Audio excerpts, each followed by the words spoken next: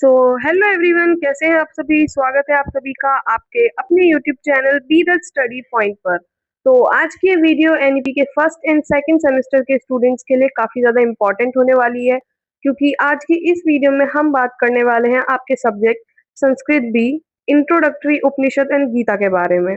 और जो क्वेश्चन मैं आपको आज बताने वाली हूँ, अगर आप उन क्वेश्चन आंसर को अच्छे से प्रिपेयर कर लेंगे तो वही सेम क्वेश्चन आपको अपने एग्जाम में देखने को मिलेंगे। एंड एज यू नो, हम अपनी वीडियो में आपको सिर्फ और सिर्फ इम्पोर्टेंट कंटेंट ही पढ़ाते हैं जो आपके एग्जाम के पॉइंट ऑफ व्यू से काफ़ी ज़्यादा इंपॉर्टेंट होते हैं। बेसिकली जिन टॉपिक से आपके एग्जाम में क्वेश्चंस पूछे जाते हैं। और इसके साथ ही मैं आपको बता दूं कि आज की ये वीडियो हिंदी मीडियम के साथ साथ इंग्लिश मीडियम वाले स्टूडेंट्स के लिए भी काफ़ी ज़्यादा इंपॉर्टेंट होने वाली है, क्योंकि आज की इस वीडियो में मैं आपको हिंदी और इंग्लिश दोनों मीडियम में ही कंटेंट को प्रोवाइड करने वाली हूँ। तो वीडियो को एंड तक ज़रूर देखना। आइए सबसे पहले बात कर लेते हैं लेटेस्ट सिलेबस के बारे में। आपके सिलेबस में 2 यूनिट यानी 2 इकाई होने वाली हैं। इकाई 1 यानी यूनिट 1 है आपकी उपनिषद, इकाई 2 यूनिट 2 है आपकी गीता। ये था आपका सिलेबस। आगे बात करें एग्ज़ाम पैटर्न के बारे में, तो आपका एग्ज़ाम 60 मार्क्स का होने वाला है एंड आपको 2 घंटे का समय मिलेगा उसको अटेम्प्ट करने के लिए। ये था आपका एग्ज़ाम पैटर्न। अभी आगे बढ़ते हैं, करते हैं क्वेश्चन आंसर्स के बारे में। सो जैसे कि आप देख सकते हैं स्क्रीन पे क्वेश्चन नंबर 1 जो है इकाई नंबर 1 से। इसके अंदर बेसिकली ये पूछा गया है कि पारा अपारा विद्या के बारे में एंड उन दोनों के बीच के डिफरेंसेस के बारे में। एंड आगे इसी क्वेश्चन में हम जानेंगे उपनिषद की नॉलेज टीचिंग्स के बारे में। ये था आपका क्वेश्चन नंबर 1 एंड आते हैं इसके आंसर पर।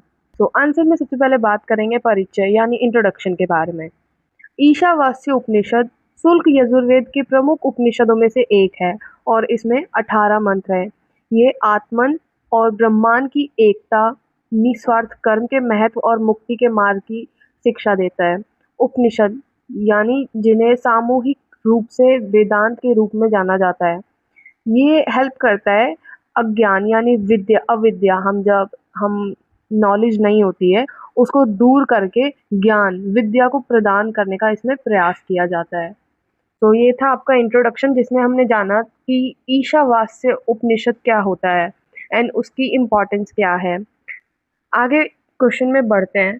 ईशावास्य उपनिषद का परिचय और महत्व। Introduction and significance of Ishavasya Upanishad. इसमें सबसे पहले हम जानेंगे meaning and origin. Ishavasya Upanishad की मीनिंग क्या है और उसकी ओरिजिन यानी वो कहाँ से आया है। अर्थ और उत्पत्ति। ओरिजिन की बात करें तो ईशावास्य उपनिषद का नाम इसके शुरुआती शब्दों जिसमें ईशावास्यम और सर्वम से लिया गया है, जिसका अर्थ है यह संपूर्ण ब्रह्मांड ईश्वर से व्याप्त है। यानी ये जो एंटायर यूनिवर्स जो है वो भगवान के द्वारा फैलाया गया है, बनाया गया है। ये शुल्क यजुर्वेद से संबंधित है और भारतीय फिलॉसफी जो है उसमें इसका एक इम्पॉर्टेंट पार्ट है, ये महत्वपूर्ण स्थान रखता है क्या का ईशावास्य उपनिषद। इसी के साथ ही आगे बढ़ते हैं ईशावास्य उपनिषद के परिचय और महत्व में। सेकंड हम बात करेंगे कॉन्सेप्ट ऑफ डिवाइन प्रेजेंस यानी ईश्वरीय उपस्थिति की अवधारणा।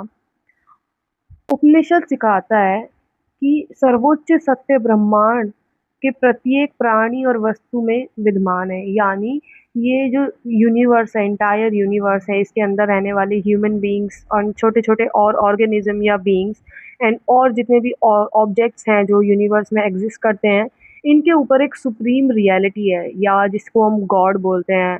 एंड हर धर्म में भगवान को अलग-अलग नाम से बोलते हैं, लेकिन सब मानते हैं कि सबकी ये जो यूनिवर्स है किसी ने बनाया है एंड जिसको सब गॉड बोलते हैं, जिसको मानते हैं कि इंसानों के ऊपर भी एक सुप्रीम रियलिटी एग्जिस्ट करती है। उपनिषद हमें ये सिखाता है कि हाँ, वो रियलिटी ब्रह्मांड जो है वो एक एग्जिस्ट करता है। इसके आगे हम जानते हैं ये जो नॉलेज है जो हमें मिलती है, ये समझ कि ब्रह्मांड एग्जिस्ट करता है, ब्रह्मांड के अंदर कोई सुप्रीम रियलिटी एग्जिस्ट करती है, वो उसका एक काम है, वो सभी जीवित प्राणियों के बीच एकता, प्रकृति के प्रति सम्मान और सद्भाव को बढ़ावा देती है। ये था आपका डिवाइन प्रेजेंस। आगे बात करते हैं सी यानी third, synthesis of knowledge and action, ज्ञान और कर्म का समन्वय। तो इसके अंदर हम जानते हैं कि ईशावास्य उपनिषद ज्ञान और कर्म के संयोजन, इनके दोनों के बैलेंस्ड अप्रोच के बारे में, यानी जो ईशावास्य उपनिषद है वो ज्ञान और कर्म के संयोजन के माध्यम से एक संतुलित दृष्टिकोण की वकालत करता है। ईशावास्य उपनिषद वकालत करता है कि नॉलेज और एक्शन के बीच में एक बैलेंस्ड अप्रोच रहनी चाहिए। इसी के साथ ही आगे बात करें, यह व्यक्तियों को परिणामों के प्रति बिना किसी अटैचमेंट के निस्वार्थ रूप से अपने कर्तव्यों को पालन करना सिखाता है। ईशावास्य उपनिषद में ये कहा गया है कि हमें नॉलेज और एक्शंस को एक बैलेंस रूप से लेकर चलना चाहिए और हमें अपनी ड्यूटीज को सेल्फलेसली पूरा करना चाहिए बिना किसी अटैचमेंट के। पहले जब एक होता है ना कि जब हम एक फाइटर मोड में होते हैं तो हम अटैचमेंट्स खो देते हैं एंड सिर्फ अपने कर्म पे फोकस करते हैं। एंड जो हमारे एक्शंस हैं, अगर हमारे पास पर्याप्त नॉलेज नहीं होगी तो हम उन एक्शंस को भी नहीं कर पाएंगे। इसीलिए नॉलेज और एक्शन उतनी ही इम्पॉर्टेंट है, दोनों साथ में। तो ईशावास्य उपनिषद ये हमें अप्रोच प्रोवाइड करता है। इसी के साथ ही आगे बढ़ते हैं, बात करते हैं आइडियल ऑफ डिटैचमेंट, वैराग्य का आदर्श। इसके अंदर हम जानते हैं कि ये ग्रंथ लोगों को सांसारिक संसाधनों को संयम के साथ और बिना लालच के उपयोग करने के लिए प्रोत्साहित करता है।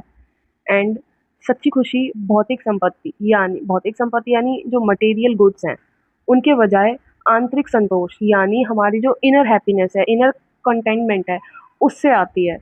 तो इस उपनिषद में बताया गया है कि हमें जो रियल हैप्पीनेस है वो हमारी खुद की अपनी रियल इनर सिचुएशन से आती है, ना कि मटेरियल गुड्स से। मटेरियल गुड्स के लिए हम लाइफ टाइम इतनी मेहनत करते हैं, लेकिन जब हमारे पास वो सब आ जाता है देन हम रियलाइज करते हैं कि हमारी खुद की जो पीस है वो कितनी इम्पॉर्टेंट है।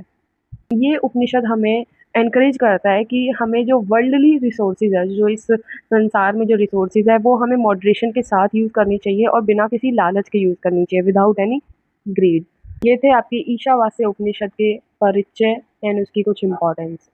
आगे बढ़ते हैं, बात करते हैं परा और अपरा विद्या की प्रकृति, यानी नेचर ऑफ परा एंड अपरा विद्या। परा विद्या और अपरा विद्या के बीच का अंतर मुंडक उपनिषद में स्पष्ट रूप से समझाया गया है। इसके अंदर सबसे पहले बात करते हैं मीनिंग ऑफ अपरा विद्या, यानी अपरा विद्या का अर्थ क्या होता है। अपरा विद्या का मतलब है कि निम्न यानी लोअर या सांसारिक ज्ञान या वर्ल्डली नॉलेज से है। इसमें वेदों, कर्मकांडों, व्याकरण, भाषा, तर्कशास्त्र, खगोल विज्ञान और बाहरी दुनिया से संबंधित अन्य विज्ञानों का अध्ययन शामिल है। इसमें ये सब इन सब की स्टडी की जाती है एंड लोअर और वर्ल्डली नॉलेज को इसमें पढ़ा जाता है। तो सेकंड हम बात करते हैं अपरा विद्या की विशेषताएं, कैरेक्टरिस्टिक्स ऑफ अपरा विद्या। यह ज्ञान व्यक्तियों को सामाजिक, बौद्धिक और धार्मिक कृतियों को प्रभावी ढंग से निभाने में मदद करता है। ये जो नॉलेज है ये लोगों को उनकी सोशल, इंटेलेक्चुअल, रिलीजियस ड्यूटीज़ को इफ़ेक्टिवली करने से हेल्प करता है। हालांकि ये सीमित रहता है क्योंकि ये सीधे आत्म साक्षात्कार की ओर ले जाता है, यानी ये बहुत लिमिटेड है बिकॉज़ ये सेल्फ रियलाइजेशन की तरफ ले जाता है एंड जो लोग हैं इसका अध्ययन करते हैं वो सेल्फ रियलाइजेशन को ज़्यादा समझ पाते हैं। सो ये थी कैरेक्टरिस्टिक ऑफ अपरा विद्या। अपरा विद्या की विशेषता क्या है। तो आगे बढ़ते हैं परा विद्या का अर्थ, मीनिंग ऑफ परा विद्या के बारे में जानते हैं। परा विद्या से ये मतलब है कि जो उच्च आध्यात्मिक ज्ञान है उसके बारे में इसमें बात की जाती है, जिसके माध्यम से व्यक्ति अविनाशी ब्रह्मन का साक्षात्कार करता है। इसका मतलब है कि जो सुप्रीम रियलिटी है, यानी कोई अल्टीमेट जो हम रियलिटी समझते हैं उससे है। यह स्वयं यानी आत्मन, हम सेल्फ जिसको बोलते हैं, और परम सत्य की वास्तविक प्रकृति को समझने पर फोकस करता है। तो ये था आपका परा विद्या का अर्थ और मतलब।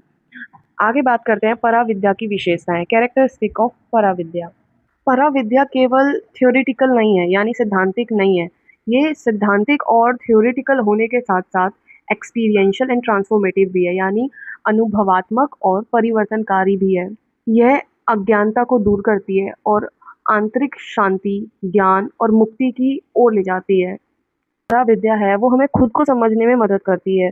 इसमें हम सिर्फ थ्योरेटिकल बातें नहीं करते हैं, थोड़ी एक्सपीरियंस के बारे में भी बातें करते हैं एंड ट्रांसफॉर्मेटिव लाइक जो परिवर्तन आते हैं ज़िंदगी में उनके बारे में बात करते हैं। इसमें जो इंसान है वो जानता है उसकी खुद की इनर पीस के बारे में, उसकी विज़डम या उसके ज्ञान, उसकी नॉलेज के बारे में, लिबरेशन, फ्रीडम, मुक्ति के बारे में। तो ये जो है ये और भी ज़्यादा ह्यूमन सेंट्रिक होता है। कौन? पराविद्या। तो ये थी पराविद्या की विशेषताएं। आगे बात करते हैं परा और अपरा विद्या के बीच संबंध, रिलेशनशिप बिटवीन परा एंड अपरा विद्या। उपनिषद ज्ञान के दोनों रूपों को महत्वपूर्ण मानते हैं। अपरा विद्या अनुशासन और शिक्षा के माध्यम से मन को तैयार करती है, यानी जो अपरा विद्या है वो हमें डिसिप्लिन बनाती है और हमें फोर्स करती है लर्निंग के लिए, नॉलेज गेन करने के लिए। जबकि परा विद्या व्यक्ति को आत्म साक्षात्कार और मोक्ष की ओर मार्गदर्शन करती है, यानी जो परा विद्या है वो हमें खुद के बारे में रियलाइज करने के लिए ज़्यादा फोर्स करती है एंड मोक्ष के बारे में जानने के लिए हमें फोर्स करती है। ये इंडिविजुअल रियलिटी के बारे में बात करती है। तो ये था इन दोनों के बीच के रिलेशनशिप। ये था परा और अपरा विद्या का नेचर। आगे बढ़ते हैं और बात करते हैं उपनिषदों के प्रमुख विषय, मेजर थीम्स ऑफ उपनिषद। इसके अंदर सबसे पहले बात करेंगे आत्मा और ब्रह्मांड की एकता, unity of atma and brahmand. इनकी स्पेलिंग्स भी अलग से लिखी हुई हैं, you can see, but pronounce जो हम करते हैं आत्मा और ब्रह्मांड, यानी जो यूनिवर्स है, आत्मा यानी हमारा जो सोल है, इनर सोल, उसके बारे में। इसके अंदर ये बताया गया है कि उपनिषदों की सेंट्रल टीचिंग यह है कि आत्मा और ब्रह्मांड एक ही है। इस एकता का साक्षात्कार है, यानी जब हम ये रियलाइज कर लेते हैं कि ये यूनिटी कितनी इंपॉर्टेंट है और ये यूनिटी है आत्मा और ब्रह्मांड की, तो हमारे अंदर से फियर, सॉरो, इल्यूजन वो अलग अलग हो जाते हैं। यानी जो दुख है, भय है और अलगाव है वो अलग अलग हो जाते हैं। एंड ये हमें दूर करता है हमारे भय से, हमारे दुखों से, ये जानना कि ये सब एक ही है। एंड आगे बात करते हैं इम्पोर्टेंस ऑफ सेल्फ नॉलेज, आत्मज्ञान का महत्व। उपनिषद आत्मज्ञान को ज्ञान का सर्वोच्च रूप मानते हैं। शरीर और मन से परे अपने वास्तविक स्वभाव को समझने से आंतरिक शांति और आध्यात्मिक पूर्णता प्राप्त होती है। यानी उपनिषद ये मानते हैं कि सेल्फ नॉलेज बहुत इंपॉर्टेंट होती है एंड हम उसके द्वारा खुद के नेचर को समझते हैं, अपनी बॉडी और माइंड के अलावा भी हम अपनी इनर पीस के बारे में, स्पिरिचुअल फुलफिलमेंट्स के बारे में जानते हैं and that is more important. Destruction of ignorance के बारे में, यानी अज्ञान और अविद्या का नाश। अज्ञान को मानवीय कष्ट और बंधन का मूल कारण माना जाता है। यानी जो इग्नोरेंस है उसको रूट कॉज कहा जाता है ह्यूमन सफरिंग्स का, बॉन्डेजेस का। जो ह्यूमंस हैं जो आज अपने जो कष्ट भोग रहे हैं उनको बोला जाता है कि जो अविद्या है उसका रूट कॉज है। Upanishad inquiry, meditation and spiritual knowledge के माध्यम से इस अज्ञान को दूर करने का प्रयास करते हैं। उपनिषद हमें नॉलेज प्रोवाइड करते हैं जिससे कि हम इस अज्ञान को दूर कर सकें एंड इस नॉलेज को जो उपनिषद हमें बताते हैं कि हमें कैसे प्राप्त करनी चाहिए, उसके कुछ मीडियम्स जो बताए गए हैं जैसे कि मेडिटेशन हो गया, स्पिरिचुअल नॉलेज हो गया, इंक्वायरी। इंक्वायरी में क्या होता है, हम खुद के बारे में भी इंक्वायर कर सकते हैं। तो ये था आपका डिस्ट्रक्शन ऑफ इग्नोरेंस। आगे बात करते हैं कर्म, रीबर्थ एंड मोक्ष के बारे में, यानी कर्म, पुनर्जन्म और मोक्ष के बारे में। इसके अंदर बताया गया है कि उपनिषद समझाते हैं कि प्रत्येक कर्म ऐसे परिणाम उत्पन्न करते हैं जो भविष्य के अनुभवों और पुनर्जन्म को आकार देते हैं। सही आचरण यानी राइट कंडक्ट, हमारा जो सही व्यवहार होता है, और आत्म साक्षात्कार यानी जो सेल्फ रियलाइजेशन है, उसके माध्यम से इस चक्र, इस साइकिल को जो मोक्ष की बनी हुई है, मुक्ति की, उसको प्राप्त कर सकते हैं। तो ये था कर्म, रीबर्थ एंड मोक्ष के बारे में। इसी के साथ ही आगे बढ़ते हैं एंड बात करते हैं ethical living and universal brotherhood के बारे में, नैतिक जीवन और सार्वभौमिक भाईचारे के बारे में। उपनिषद सत्यवादिता यानी ट्रुथफुलनेस, सेल्फ कंट्रोल, करुणा यानी कंपैशन एंड नॉन वायलेंस जैसे मूल्यों को बढ़ावा देते हैं। वे सिखाते हैं कि सभी प्राणियों में एक ही दिव्य तत्व विद्यमान है जो सभी जीवों के प्रति सद्भाव और सम्मान को प्रोत्साहित करता है। उपनिषद का मानना है कि हम truthfulness, self control, compassion, non violence जैसी जो वैल्यूज़ हैं उनको प्रमोट करें एंड खुद को और भी अच्छे से जानें। उपनिषद हमें सिखाते हैं कि एक ही डिवाइन एग्जिस्ट करता है जिसने सभी चीज़ें बनाई हैं एंड वो हारमनी को, रिस्पेक्ट को और भी ज़्यादा एनकरेज करता है। एंड हमारी जो लाइफ है उसको और भी ज़्यादा ईजी टू लिव बनाता है, और भी ज़्यादा अच्छे डिग्निटी के साथ हम अपनी लाइफ को जिए, ये उपनिषद हमें सिखाते हैं।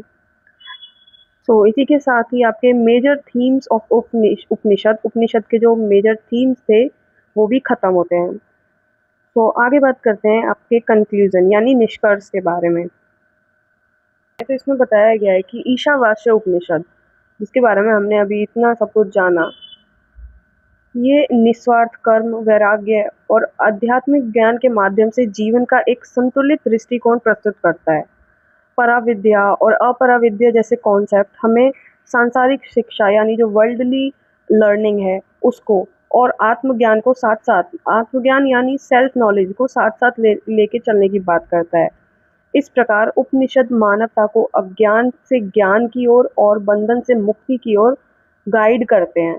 तो जो उपनिषद हैं वो बहुत ज़्यादा हेल्पफुल है हमारी लाइफ को गाइडेंस देने के लिए, जो हमें बताते हैं कि हमें अज्ञानी नहीं ज्ञानी रहना है, कैसे कौन सी चीज़ हमें बैलेंस करके चलनी है, कि हमें वर्ल्डली नॉलेज भी पता होनी चाहिए और सेल्फ नॉलेज भी पता होनी चाहिए। तो ये था आपका कंक्लूजन। इसी के साथ ही आपका क्वेश्चन खत्म होता है। तो वीडियो में आगे बढ़ने से पहले मैं आपसे एक रिक्वेस्ट करना चाहूँगा कि जैसे आपका एग्ज़ाम खत्म होते हैं उसके बाद आप इस वीडियो पर दोबारा आया कीजिए और अपना फीडबैक ज़रूर शेयर कीजिएगा कि आपको हमारी इस एनिमेशन वीडियो से कितनी हेल्प मिली और हमारे बताए गए क्वेश्चंस में से कितने क्वेश्चन आपको आपका एग्ज़ाम में एग्जैक्टली देखने को मिले। तो आप हमें कमेंट सेक्शन में बताया कीजिए कि जैसे ही आपका ये एग्ज़ाम खत्म हो उसके बाद आपको क्या करना है। जैसे आप गेट से बाहर निकलते हो या फिर ट्रैवल करते हो मेट्रो में, रिक्शे में, बस में, ऑटो में, आप क्या कीजिए इस वीडियो को दोबारा ओपन कीजिएगा और एक छोटा सा कमेंट जरूर कीजिएगा कि आपको हमारी इस एनिमेशन वीडियो से कितनी हेल्प मिली और कितने क्वेश्चन आए एग्जैक्टली जो हमने आपको बताया, क्योंकि आपका ये छोटा सा फीडबैक हमारे लिए बहुत ही ज़्यादा वैल्यूएबल होता है और आपके यही छोटे छोटे फीडबैक हमें आगे की वीडियोस बनाने के लिए काफ़ी ज़्यादा मोटिवेट करते हैं। और इसके साथ ही अभी आपको क्या करना है, वीडियो को पॉज करना है और आप एग्ज़ाम से कितने दिन पहले ये वीडियो देख रहे हैं वो कमेंट सेक्शन में ज़रूर बताना। और इसके अलावा आप कमेंट सेक्शन में ये जरूर बताया कीजिए कि आपका जो एग्ज़ाम है वो किस डेट को है। और इसके अलावा मैं आपको बता दूं कि काफ़ी सारे स्टूडेंट्स सिर्फ अपना एग्ज़ाम बताते हैं इस डेट को है, तो प्लीज़ आपसे रिक्वेस्ट है कि आप पूरी एग्ज़ाम की डेट शीट कमेंट सेक्शन में बताया कीजिए with date with complete exam name, जिससे कि हम आपके लिए आगे की वीडियो अच्छे से बना सकें। अगर आपको इस वीडियो के प्रॉपर आंसर वाले नोट चाहिए तो नोट्स का लिंक मैंने डिस्क्रिप्शन में डाल रखा है, आप वहां से नोट्स को डाउनलोड कर सकते हैं। नोट्स आपको हिंदी और इंग्लिश दोनों मीडियम में मिल जाएंगे। अगर आपको ये वीडियो अच्छी लग रही है तो आप इसे लाइक, शेयर और कमेंट जरूर करें, क्योंकि जब आप लाइक करते हो तो हमें मोटिवेशन मिलता है ऐसी और बहुत सी वीडियोस बनाने के लिए। और जब आप वीडियो को शेयर करते हो तो जैसा कि आपको पता ही होगा, नॉलेज बांटने से बढ़ती है। और जब आप हमारी वीडियो पर कमेंट करते हो तो हमें ये पता चलता है कि हम अपनी वीडियो में और क्या इम्प्रूव कर सकते हैं। और मैं आपको बता दूं कि 5 मिनट की वीडियो को बनाने में काफ़ी मेहनत और 1 से 2 घंटे का समय लगता है। तो आप हमारी वीडियो को लाइक, शेयर और कमेंट जरूर करें ताकि हम आपके लिए ऐसी ही और वीडियोस को ला सकें। और कमेंट में ये जरूर बताना कि आपको नेक्स्ट वीडियो किस टॉपिक पर चाहिए। तो चलिए वीडियो में आगे बढ़ते हैं। तो जैसे कि आप देख सकते हैं क्वेश्चन नंबर 2 को आप पढ़ोगे तो ये क्वेश्चन नंबर 2 बेसिकली बात करता है उपनिषद वर्ड के मतलब के बारे में। जो वर्ड है उपनिषद उसके ओरिजिन के बारे में, एंड उपनिषद को वेदांता क्यों कहा जाता है, उपनिषद के पीछे की फिलॉसफी के बारे में इस क्वेश्चन में पूछा गया है।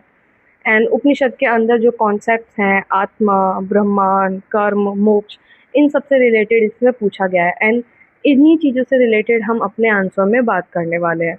सबसे पहले बात करते हैं आंसर की। आंसर में सबसे पहले बात करेंगे इंट्रोडक्शन यानी परिचय की।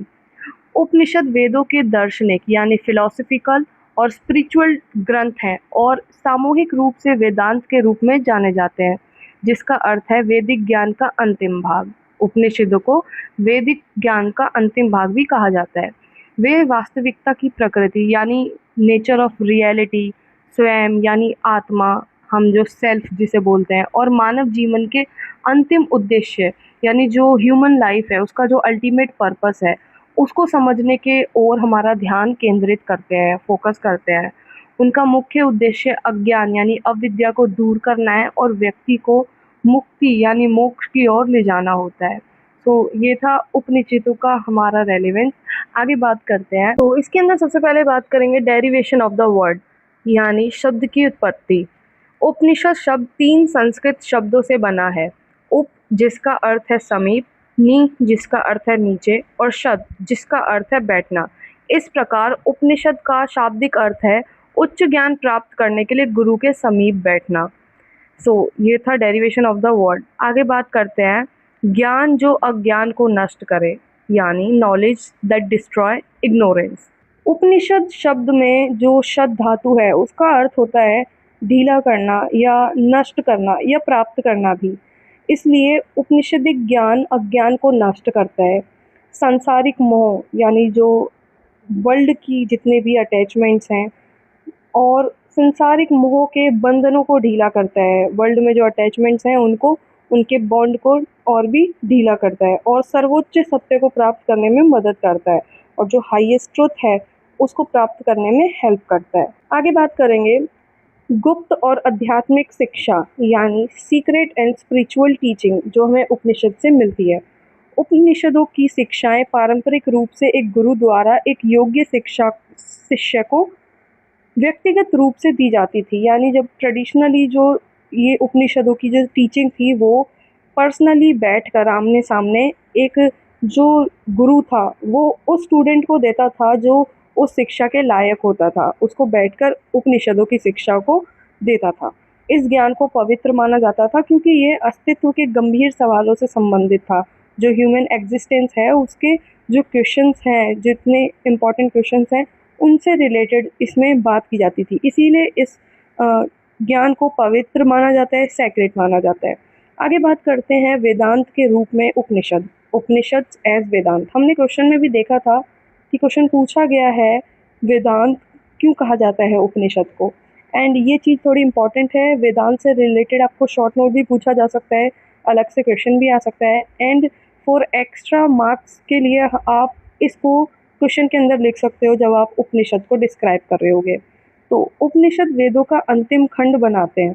जो उपनिषद है वो वेदों के लास्ट में आते हैं एंड उनका जो फाइनल सेक्शन है वो उपनिषद बनाते हैं, वेदों का फाइनल सेक्शन, और इसलिए उन्हें वेदांत कहा जाता है। रिचुअलिस्टिक प्रैक्टिस थी जो हमें दी गई है हमारे वेदों के अंदर, उनका शिफ्ट फिलोसफिकल इंक्वायरी और स्पिरिचुअल रियलाइजेशन की तरफ जो होता है उसको उपनिषद कहा जाता है। उस शिफ्ट के बीच में जो कुछ भी लिखा उन सबको हम उपनिषद बोलते हैं। आगे बढ़ते हैं एंड बात करते हैं एम ऑफ उपनिषदिक नॉलेज, उपनिषदिक ज्ञान का उद्देश्य। उपनिषदों का प्राथमिक उद्देश्य व्यक्तियों को आत्मा और ब्रह्मांड की पहचान का महसूस कराना और उन महसूस कराने में मदद करना है। यह साक्षात्कार दुख, यानी जो सफरिंग है लोगों की, उससे फ्रीडम दिलाना, मुक्ति दिलाना और मुक्ति की ओर ले जाना है। ये था उद्देश्य उपनिषद का।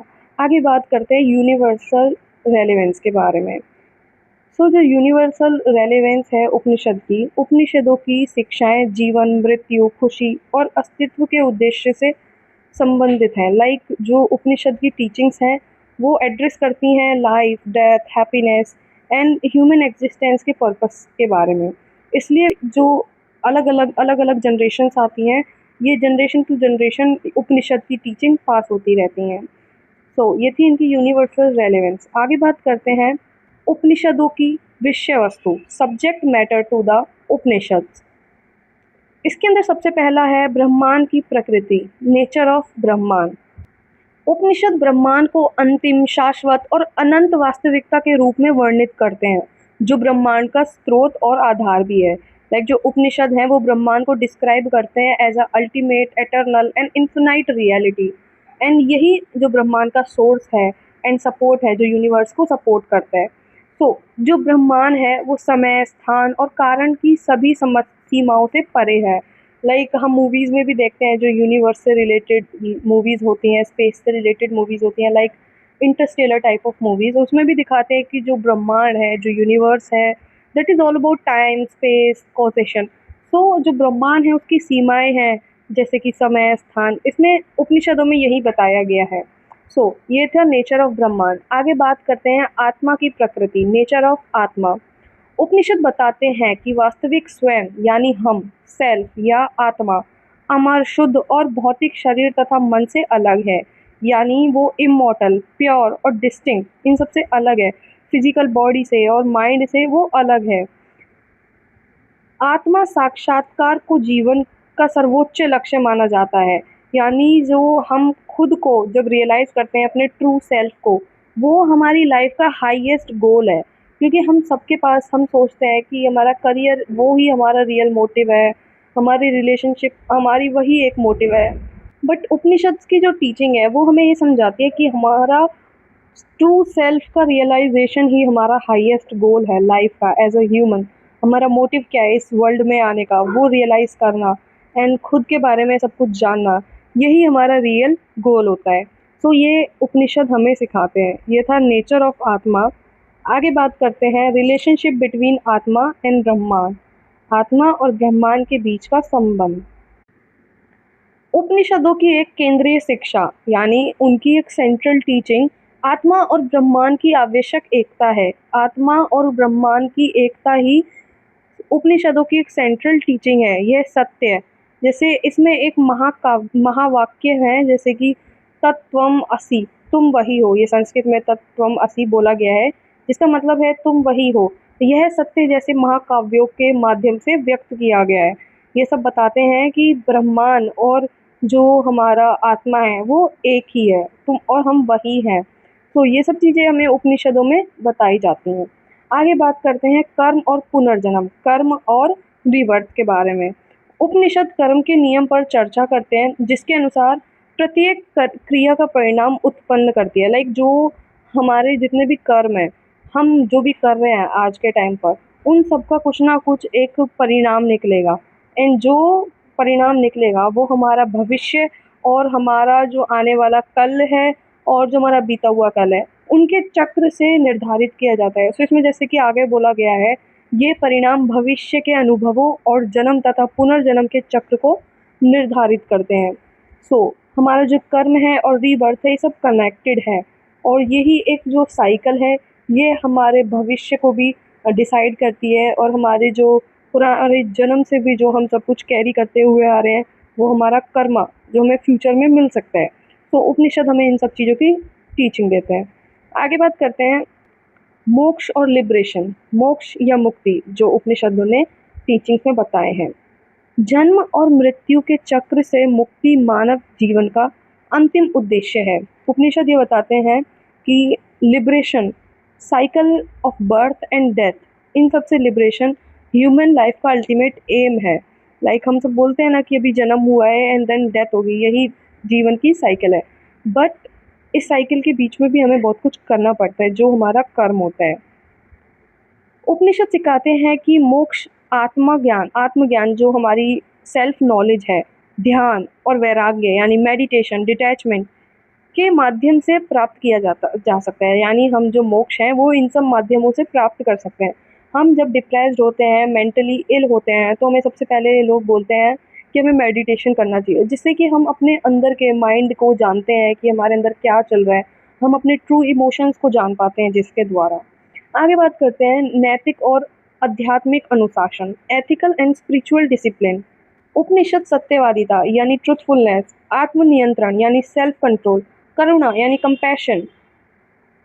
यानी कंपैशन और अहिंसा यानी नॉन वायलेंस जैसे वैल्यूज़ पर जोर देते हैं। नैतिक जीवन में मन को शुद्ध करता है और व्यक्तियों को आध्यात्मिक साक्षात्कार के लिए तैयार करता है। यानी हमारी जो स्पिरिचुअल रियलाइजेशन है उसके लिए हमें प्रिपेयर करता है। हमारी जो एथिकल लिविंग है उसको प्योरीफाई करता है। हम जब हमारा मन शांत होता है, जो हमारा माइंड है वो थोड़ा प्योर होता है, वो सब हमें तैयार करता है हमारी स्पिरिचुअल रियलाइजेशन के लिए। आगे बात करते हैं फिलॉसफी ऑफ द उपनिषद के बारे में, उपनिषद की फिलॉसफी के बारे में, यानी उपनिषद के दर्शन के बारे में। अस्तित्व की एकता, यूनिटी ऑफ एग्जिस्टेंस। उपनिषद सिखाते हैं कि सभी प्राणी और वस्तुएं एक ही परम सत्य ब्रह्मांड से उत्पन्न होते हैं। दुनिया की स्पष्ट विविधता यानी वर्ल्ड की जो डाइवर्सिटी है, यही अंतर्निहित एकता की ही अभिव्यक्ति है। लाइक जो ये डाइवर्सिटी है, ये अंतर्निहित एकता, ये जो एकता है, जो खत्म ना होने वाली एकता, इसको एक्सप्रेस करती है। आगे बात करते हैं आत्मज्ञान की प्रधानता, primacy of self knowledge. Self knowledge में जो इम्पोर्टेंस है वो क्या है? उपनिषद स्वयं के ज्ञान यानी आत्मज्ञान को ज्ञान का सर्वोच्च रूप मानते हैं। यानी जब हम अपने से रिलेटेड नॉलेज को प्राप्त करते हैं, उपनिषद उस नॉलेज को हाईएस्ट फॉर्म ऑफ विजडम बोलते हैं। सच्ची मुक्ति केवल कर्म कांडों के माध्यम से नहीं, बल्कि अपने वास्तविक स्वभाव के प्रत्यक्ष साक्षात्कार के माध्यम से प्राप्त की जाती है। जो ट्रू लिबरेशन है, यानी जो हम मोक्ष के बारे में बात करते हैं, वो कर्म कांडों से, ये जो रिचुअल्स वगैरह होती हैं, उनसे अचीव नहीं किया जाता है। ये direct realization of our own nature से हम प्राप्त कर सकते हैं। हमारे खुद के नेचर को समझने से, रियलाइज करने से, उसके द्वारा हम प्राप्त कर सकते हैं। आगे बात करते हैं अज्ञान यानी अविद्या का सिद्धांत, डॉक्ट्रिन ऑफ इग्नोरेंस यानी अविद्या। स्वयं की वास्तविक प्रकृति की अज्ञानता को पीड़ा और बंधन का मूल कारण माना जाता है। यानी जो अज्ञानता है उसको रीज़न मानते हैं। जो हम अभी जो भी सफ़र कर रहे हैं, जो भी हम बॉन्डेजेस हैं, वो हमारी अज्ञानता के वजह से होती हैं। निश्चित सजेस्ट करते हैं कि इंक्वायरी, कंटेम्पलेशन, स्पिरिचुअल इंसाइट के माध्यम से इस अज्ञान को हम दूर कर सकते हैं और उसको दूर करने का प्रयास कर सकते हैं। ये था डॉक्ट्रिन ऑफ इग्नोरेंस यानी अविद्या। आगे बात करते हैं कर्म और नैतिक जिम्मेदारी के बारे में, यानी कर्म और मॉरल रिस्पॉन्सिबिलिटीज़ के बारे में। मनुष्य अपने कार्य और उनके परिणामों के लिए जिम्मेदार होते हैं।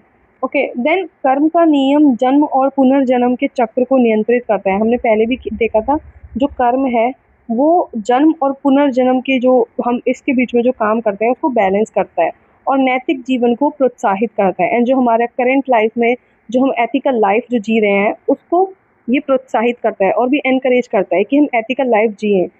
जब हमारे पास एक डर होता है कि हमारा कर्म खराब हो जाएगा, तो हम एक मॉरल वैल्यूज़ को अपने दिमाग में लेके चलते हैं कि नहीं, अगर इन मॉरल वैल्यूज़ और इन एथिक्स के बाहर हम काम करेंगे तो वो हमारे कर्म से अलग होंगे और कर्म के खिलाफ होंगे।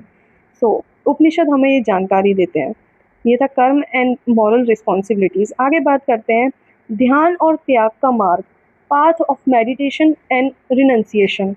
उपनिषद ध्यान यानी मेडिटेशन, सेल्फ डिसिप्लिन, डिटैचमेंट, इन सब चीज़ों पर जोर देते हैं और बोलते हैं जो वर्ल्डली डिज़ायर हैं, जो वर्ल्ड में जो मटेरियलिस्टिक गुड्स हैं, इनको हमें इग्नोर करना चाहिए, इन पर ज़्यादा ध्यान नहीं देना चाहिए, बल्कि हमें मेडिटेशन, सेल्फ डिसिप्लिन, इन सब चीज़ों पे ज़्यादा फोकस करना चाहिए। आगे ये अभ्यास व्यक्तियों को मानसिक यानी जो mental purity and self realization को प्राप्त करने में मदद करती हैं। ये था आपका path of meditation and renunciation. आगे बात करते हैं इस क्वेश्चन की कंक्लूजन यानी निष्कर्ष के बारे में। जो भी हम क्वेश्चन में पढ़ते हैं वो हम अपने कंक्लूजन में लिखते हैं इन अ शॉर्ट समरी टाइप। ये था आपका कंक्लूजन। इसी के साथ ही आपका क्वेश्चन नंबर 2 खत्म होता है एंड इसका आंसर भी। तो नोट्स को डाउनलोड करने के लिए आपको हमारी किसी भी वीडियो को ओपन करना है, देन आपको जाना है डिस्क्रिप्शन बॉक्स में। जैसे आप डिस्क्रिप्शन बॉक्स में जाओगे तो यहाँ पर हमने आपको प्रोवाइड किया है हमारे वेबसाइट का लिंक। जैसे आप इस लिंक पर क्लिक करते हो देन आपके सामने हमारी वेबसाइट ओपन हो जाएगी, जो कि कुछ इस तरीके की दिखती है। इसके बाद आपको क्या करना है, नीचे स्क्रॉल डाउन करना है और यहाँ पर आपको क्लास 12 से लेकर ग्रेजुएशन तक और यहाँ तक कि डीएलएड के भी नोट्स मिलते हैं। तो आपको DUSL के नोट्स अगर डाउनलोड करने हैं तो सिंपली आपको यहाँ पर DUSL के जो नोट्स है इसके लिंक पर क्लिक करना है। जैसे आप लिंक पर क्लिक करते हो उसके बाद आपको यहाँ पर सेलेक्ट करना है आपका सेमेस्टर कौन सा है। लेट्स सपोज हम 4th सेमेस्टर के स्टूडेंट हैं तो हम 4th सेमेस्टर पर क्लिक करेंगे, हमको 4th सेमेस्टर के नोट्स चाहिए। तो जैसे आप 4th सेमेस्टर पर क्लिक करते हो इसके बाद यहाँ पर आप देख सकते हो जितने भी सब्जेक्ट अवेलेबल है यहाँ पर आप उनके नोट्स डाउनलोड कर सकते हो। अगर आपको हिंदी मीडियम के नोट्स चाहिए तो आप हिंदी मीडियम नोट्स पर क्लिक करोगे, अगर आपको इंग्लिश मीडियम के चाहिए तो आप इंग्लिश मीडियम नोट्स पर क्लिक करोगे। लेट्स सपोज हम डाउनलोड करने वाले हैं पब्लिक इंस्टीट्यूशन इन इंडिया इसके नोट्स को, और ये हमें चाहिए हिंदी मीडियम में, तो हम यहाँ पर हिंदी मीडियम पर क्लिक करेंगे।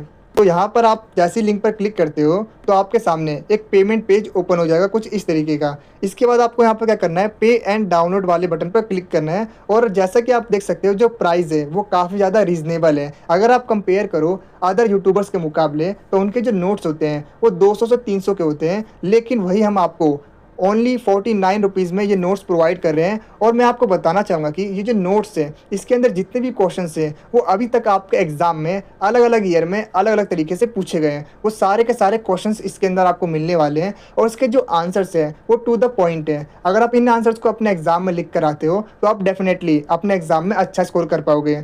और इसके साथ ही मैं आपको बताना चाहूँगा कि काफ़ी सारे स्टूडेंट्स हमें ये कमेंट करते हैं कि आप नोट्स को फ्री कर दीजिए। तो मैं आपको बताना चाहूँगा कि हम खुद भी चाहते हैं कि हम आपको नोट्स फ्री में प्रोवाइड करें, लेकिन अभी हमारा जो चैनल है वो उतना बड़ा नहीं है अदर्स यूट्यूबर्स के मुकाबले।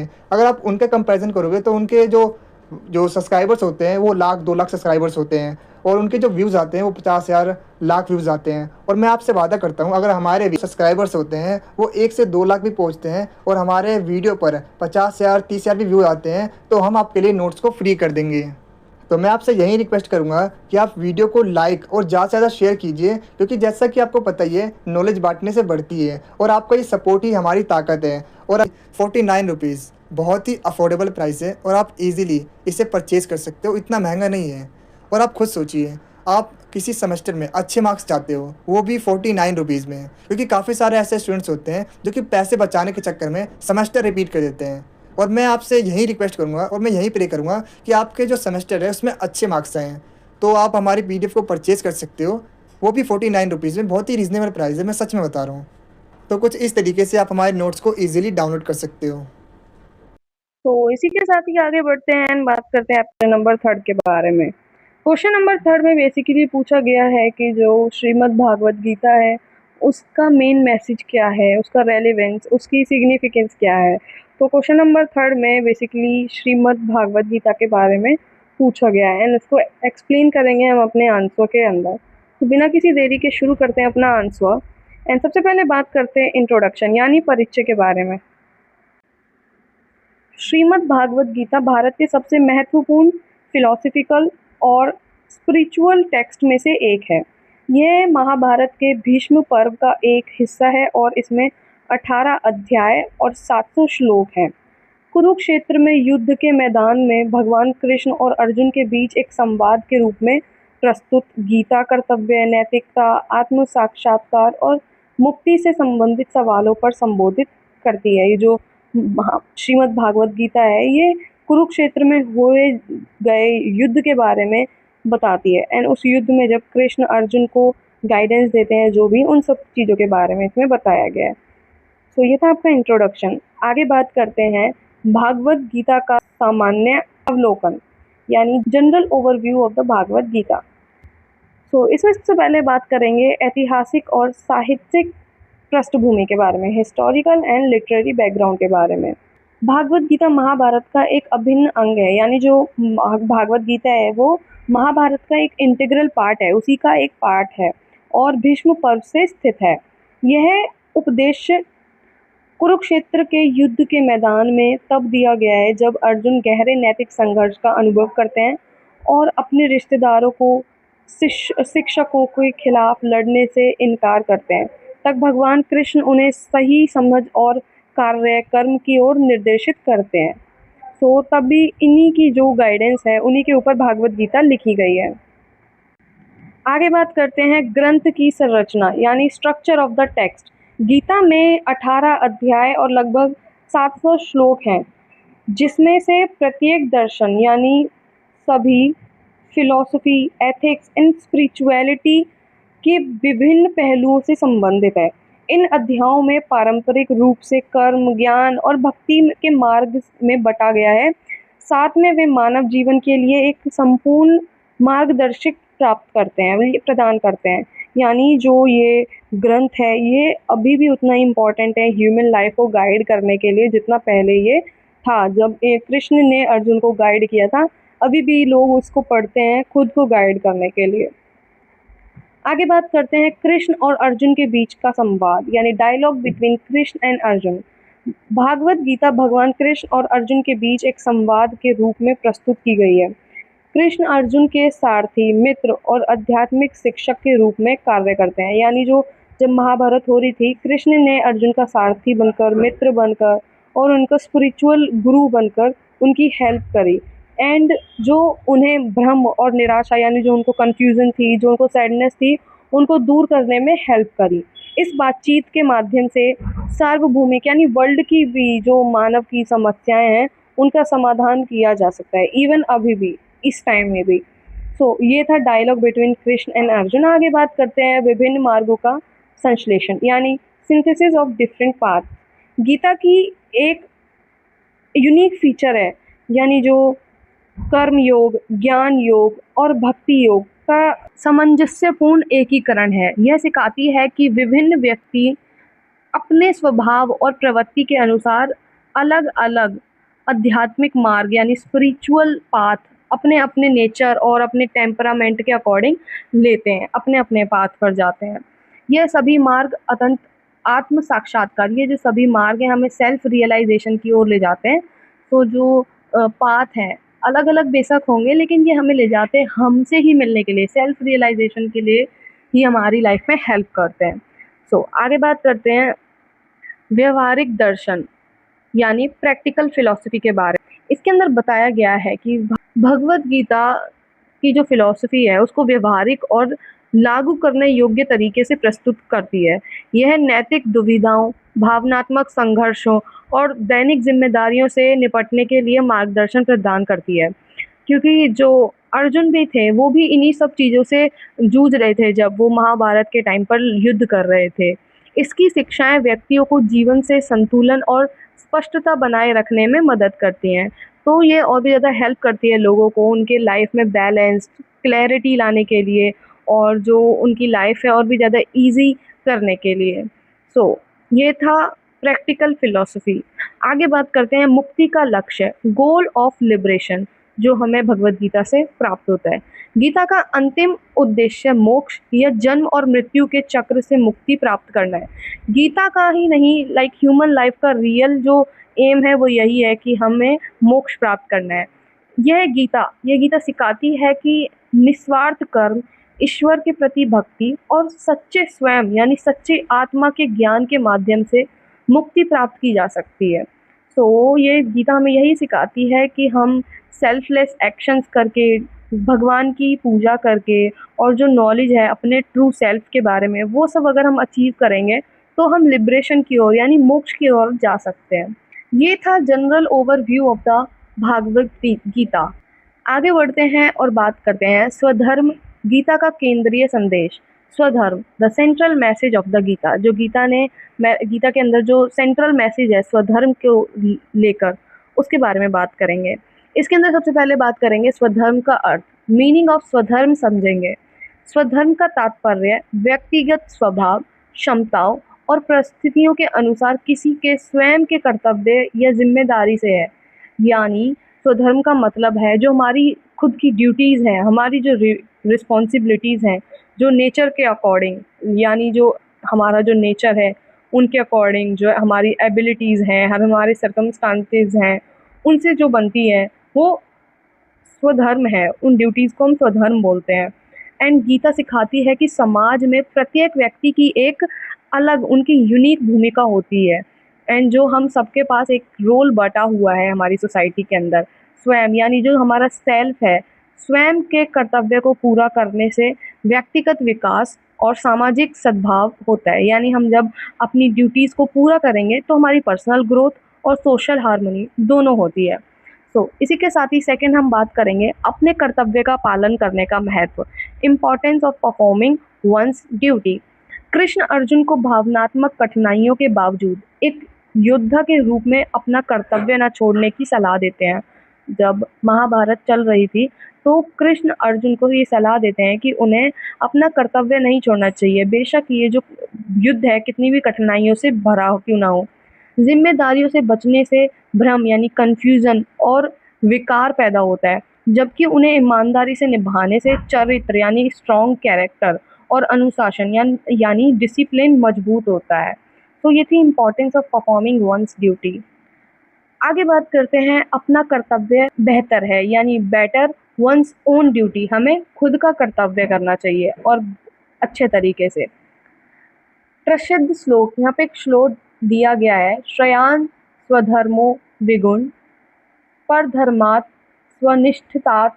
यह एक श्लोक है, ये बताता है कि दूसरे के कर्तव्य को पूरी तरह से निभाने की तुलना में हमें अपना स्वयं के कर्तव्य को अपूर्ण रूप से निभाना बेहतर है। लाइक हम किसी और का पूरा काम करें, उससे अच्छा है कि हम अपना अधूरा काम कर लेते हैं। यह शिक्षा व्यक्तियों को अपने स्वयं के स्वभाव के प्रति सच्चे रहने के लिए और भी ज़्यादा प्रोत्साहित करती है। ये जो टीचिंग है हमें इनकरेज करती है, हमें खुद के नेचर को लेकर ज़्यादा सीरियस रहना चाहिए, हमें खुद के बिहेवियर को लेकर ज़्यादा सीरियस रहना चाहिए, और हमारी जो ड्यूटीज़ है उनको बेशक हम परफेक्ट ना करें, लेकिन उनको ही करें जो हमारी ड्यूटीज़ हैं। आगे बात करते हैं बिना आसक्ति के कर्तव्य, ड्यूटी विदाउट अटैचमेंट। गीता में बताया गया है कि सफलता, विफलता, इनाम या मान्यता के प्रति हमें अटैचमेंट के बिना काम करना चाहिए। हमें ये अटैचमेंट नहीं रखनी चाहिए कि हमें सक्सेस मिलेगी, फेलियर मिलेगा, रिवॉर्ड मिलेगा, रिकॉग्निशन मिलेगा। हमें इन सब चीज़ों की अटैचमेंट के बिना हमारे एक्शंस को परफॉर्म करना चाहिए। ऐसा निस्वार्थ कार्य मन को शुद्ध करता है। ये जो हम सेल्फलेसली जब वर्क करते हैं तो हमारा मन और भी ज़्यादा शुद्ध होता है, चिंता को कम करता है और आंतरिक स्थिरता विकसित होती है इन सब चीज़ों से। आगे बात करते हैं स्वधर्म और सामाजिक व्यवहार्यता, स्वधर्म एंड सोशल ऑर्डर। जब व्यक्ति जिम्मेदारी से अपने कर्तव्य का पालन करते हैं तो समाज सुचारू रूप से और सद्भाव की कार्य करता है। लाइक जब हम खुद का काम अच्छे से जिम्मेदारी पूरा करते हैं तो जो समाज है वो भी स्मूथली फंक्शन करता है। धर्म की अवधारणा सहयोग, नैतिक आचरण और आपसी सम्मान को बढ़ावा देती है। जो धर्म है वो यही बताता है कि हमें म्यूचुअल रिस्पेक्ट रखनी चाहिए, एथिकल कंडक्ट रखना चाहिए और कॉपरेशन रखना चाहिए अपने समाज में। यही हमारा स्वधर्म होता है।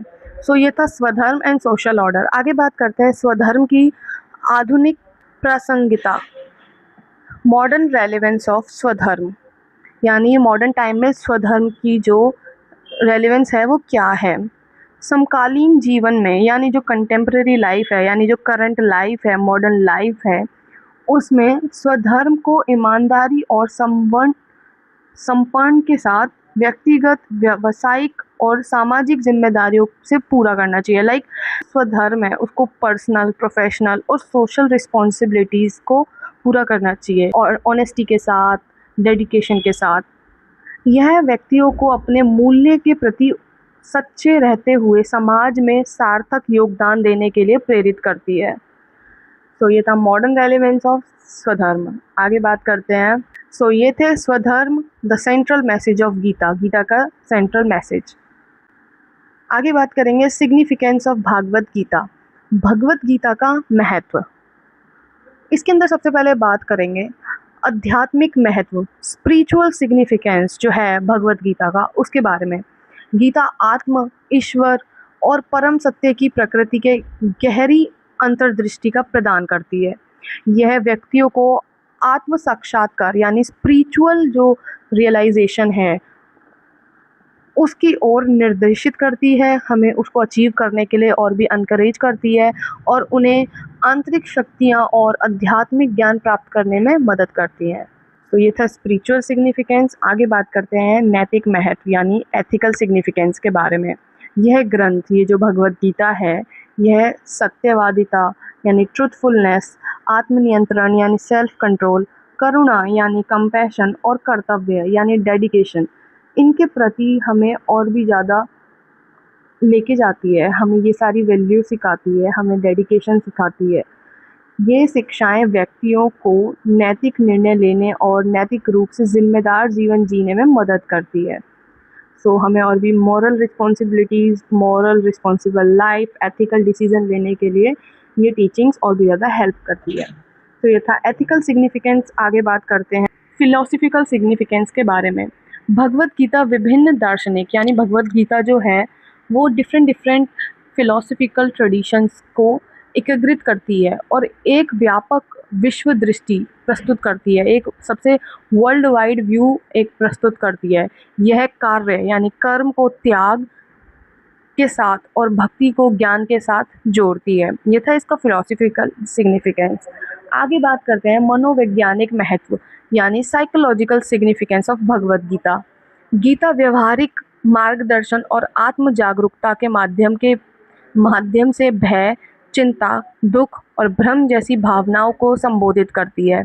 इसकी शिक्षाएं व्यक्तियों को लचीलापन यानी थोड़ा और फ्लेक्सिबल बनाती है, उनकी लाइफ की जो शेड्यूल है उनको लेकर उनको रेजिलियंस बनाती है, आत्मविश्वास यानी उनके अंदर कॉन्फिडेंस जगाती है और मानसिक संतुलन यानी जो मेंटल बैलेंस है उनको विकसित करने में मदद करती है। तो ये था साइकोलॉजिकल सिग्निफिकेंस भगवद गीता का। आगे बात करते हैं सामाजिक महत्व यानी सोशल सिग्निफिकेंस के बारे में भगवद गीता का। गीता निस्वार्थ सेवा और जिम्मेदार नागरिकता को प्रोत्साहित करती है। कर्तव्य और नैतिक आचरण जो हमारे कर्तव्य हैं और एथिकल कंडक्ट है उन पर जोर देकर यह सामाजिक सद्भाव और सामूहिक भलाई में योगदान देती है। सो ये था सोशल सिग्निफिकेंस हमारी भगवद गीता का। आगे बात करते हैं वैश्विक प्रभाव यानी ग्लोबल इन्फ्लुएंस। ग्लोबली जो भगवद गीता है उसका क्या इन्फ्लुएंस है। भगवद गीता ने दुनिया भर के दार्शनिकों यानी दुनिया भर की जो philosopher, leaders, scholars, spiritual seekers, जो स्पिरिचुअल टीचर्स होते हैं, जो स्पिरिचुअल लोग होते हैं, उनको प्रेरित किया है, उनको प्रोत्साहित किया है, उनको पढ़ने के लिए और भी ज़्यादा प्रेरित किया है। इसका सार्वभौमिक यानी इसका जो यूनिवर्सल मैसेज है वो संस्कृति और राष्ट्रीयता यानी और जो धर्म है इनकी सीमाओं से परे है। जो गीता है वो उसकी कोई लिमिटेशन नहीं है, उसकी कोई बाउंड्री नहीं है, वो सभी बाउंड्री से अलग है। वो पूरे दुनिया भर में लोगों को इन्फ्लुएंस करती है अपनी टीचिंग्स को लेकर, धर्म के रिलेटेड सीमित नहीं है। जो कि भागवत गीता को हाँ धर्म की तरफ से माना जाता है लेकिन उसके अंदर जो टीचिंग्स हैं वो एक ह्यूमन के लिए हैं, वो एज अ सेल्फ डेवलपमेंट हम उसे यूज़ कर सकते हैं जब हम अपने सेल्फ डेवलपमेंट वाले फेज में हो। तो जो भगवद गीता है उसका कंटेम्प्रेरी लाइफ में भी उतना ही इम्पोर्टेंस है जितना पास्ट में था जब अर्जुन को कृष्ण जी ने वो सारी गाइडेंस प्रोवाइड करी। एंड वही जो टीचिंग्स हैं आज हम भी पढ़ते हैं, तो हम भी अगर भटका हुआ महसूस करते हैं अपनी लाइफ में तो उन टीचिंग से हम भी कुछ ना कुछ गाइडेंस लेते हैं और अपने लाइफ को और भी ज़्यादा स्मूथ बना सकते हैं। सो ये था ग्लोबल इन्फ्लुएंस। एंड इसी के साथ ही आपका क्वेश्चन नंबर 3 भी ख़त्म होता है। वीडियो में आगे बढ़ने से पहले मैं आपको बताना चाहूँगा कि आप जो बाकी के बचे हुए मोस्ट इंपॉर्टेंट क्वेश्चंस हैं वो आपको हमारे PDF नोट्स में मिल जाएंगे, और जो PDF का लिंक है वो मैंने अपने इस वीडियो के डिस्क्रिप्शन बॉक्स में प्रोवाइड कर रखा है, तो आप वहाँ से PDF को ईजिली डाउनलोड कर सकते हो। एंड इसके साथ ही मैं आपको बता दूँ बहुत ज़्यादा कम टाइम हमारे पास है, सो दैट्स वाई मैं आपको यही रिकमेंड करूँगा कि आप PDF को डाउनलोड कीजिए और बाकी के जो बचे हुए क्वेश्चंस हैं उसे आप प्रिपेयर कर लीजिएगा। सो आज के इस वीडियो में बस इतना ही, मिलते हैं आपसे अगले वीडियो में। Thanks for watching this video.